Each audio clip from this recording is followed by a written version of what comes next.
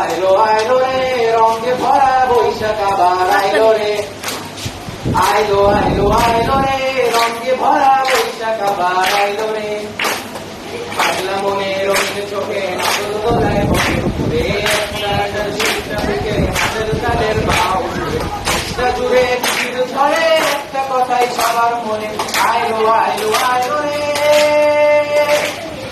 আইলো আইলো আইলো রে রঙে ভরা বৈশাখ আবার আইলো রে।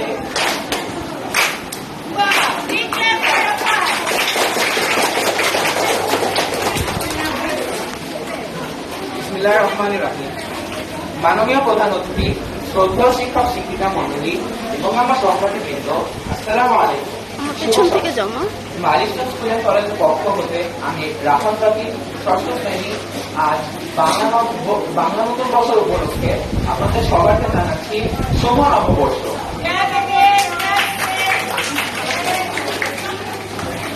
বাংলা নতুন বছর উপলক্ষে আজ বর্ষবরণের একটি মেয়েদের আপনাদের সামনে উপস্থাপন করছি।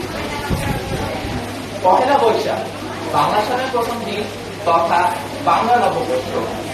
এই দিনটি বাঙালি জাতির ঐতিহ্যবাহী বর্ষবরণের দিন।